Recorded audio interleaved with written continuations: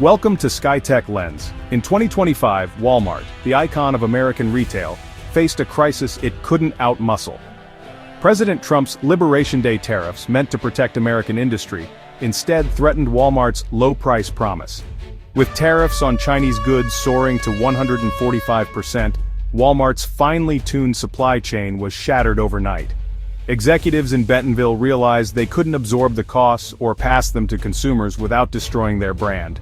Quietly, Walmart dropped its "everyday low prices" slogan, signaling the end of an era. The company's announcement to pull major supply chains from the U.S. sent shockwaves through the economy. It was a public vote of no confidence in the American market's stability. The move directly challenged the White House narrative that tariffs would protect American jobs. As Walmart began shutting down distribution centers, empty shelves and consumer panic followed. The nation's retail landscape was forever changed, exposing deep vulnerabilities in America's ability to supply itself. On April 2, 2025, President Trump signed Executive Order 14,257, launching the Liberation Day tariffs. A 10% baseline tariff on nearly all imports, excluding Canada and Mexico, took effect within days. The administration claimed it would rebalance trade, but for global businesses, it was a nightmare. 4 days later, a second wave of tariffs targeted 60 countries, with China hit hardest, 145% on most exports. The White House insisted the pain was temporary, but the shock was immediate. Trump threatened a 50% tariff on all EU imports, sending European markets into a tailspin. South Korea faced a sudden 25% tariff, threatening its auto industry. Walmart's business model, built on global sourcing, was under existential threat. CFO John David Rainey declared Walmart couldn't absorb the tariffs, contradicting the Treasury Secretary. Overnight, prices on essentials like car seats and beef soared. Tariffs were no longer abstract, they were a direct tax on American families. The crisis hit home on social media, as empty aisles trended with millions of views. Videos showed barren shelves at Walmart and Target, staples like pasta and toilet paper gone. What started as isolated shortages became a nationwide panic. Retailers pleaded against hoarding, but fear took over as the just-in-time system broke down. Prices skyrocketed, not just for imports but for domestic goods too. Even American-made products struggled to reach stores as transport costs soared. Lettuce prices jumped 30%. Beef became a luxury. The sight of empty shelves shattered public trust in the system. Walmart's suspension of distribution centers guaranteed shortages would persist. Panic buying surged, and the food crisis arrived in full force. Scarcity and inflation pushed families to the brink. The American promise of abundance was broken. The global supply chain seized up as tariffs blocked the arteries of commerce. At U.S. ports, imports from China plunged by over 30%, and shipping lines canceled voyages. Shipping costs for a standard container doubled in weeks, making imports unaffordable. Importers abandoned orders, leaving hundreds of containers stranded. Perishable goods rotted on docks, while U.S. exports spoiled as retaliatory tariffs closed markets. The just-in-time model, built for efficiency, not resilience, collapsed. With no inventory buffer, port disruptions led to instant store shortages. The system had no slack to absorb such a shock. The supply chain's cardiac arrest signaled the end of a 30-year business model. Retailers faced a new reality. The old ways no longer worked. The waste of food and resources was staggering. The crisis exposed the fragility of global logistics. America's shelves and confidence were left empty. Economic theory collided with harsh reality as Walmart suspended operations at 10 major distribution centers. Over 50,000 workers faced sudden unemployment, with temporary staff hit hardest. Communities dependent on these centers suffered immediate economic pain.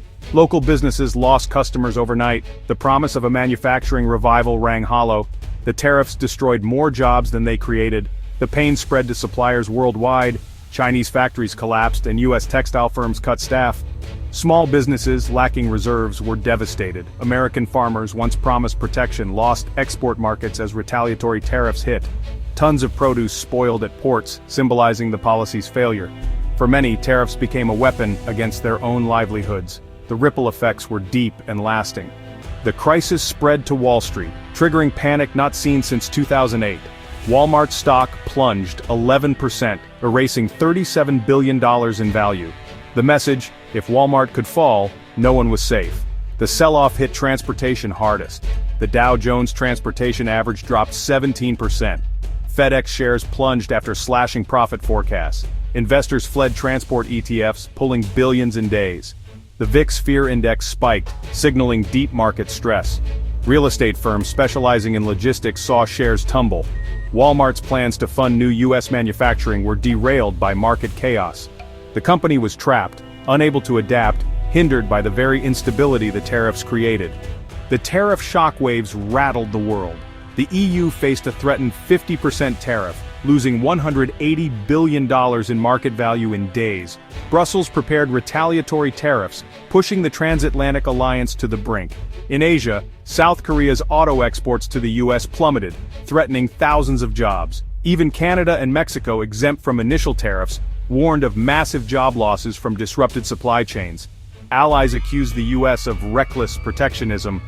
The global consensus: America's tariffs were isolating it and destabilizing the world economy. The world economy teetered on the edge. Facing a $25 billion shortfall, Walmart launched Project Rebuild, a radical 24-month overhaul. The first step, a rapid pivot away from China, investing $1.2 billion in Vietnam for textiles and household goods. The second, the Made in Heartland initiative, $5 billion for new manufacturing plants in Arkansas, Ohio, and South Carolina. Walmart pledged $350 billion over 10 years to support American-made products. To manage the transition, Walmart partnered with Symbotic to deploy AI-driven automation across 400 centers. The goal, a smarter, more resilient supply chain. But the pivot faced hurdles: U.S. threats of new tariffs on Vietnam, high labor costs, and a dormant manufacturing base. Market chaos forced Walmart to suspend bond funding for these projects. Walmart was rebuilding in the middle of a storm. The outcome was uncertain, but the old model was gone. The economic crisis ignited a political firestorm, exposing deep national divisions. The White House insisted tariffs were working, dismissing empty shelves and rising prices as temporary.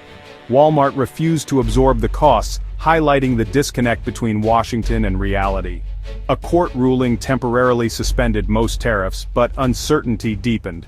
Congress summoned Walmart executives, making the crisis a defining political issue. Supporters saw pain as necessary sacrifice, critics saw reckless self-destruction. The debate was no longer academic, it was about survival. Could a globalized economy be dismantled by decree without catastrophe?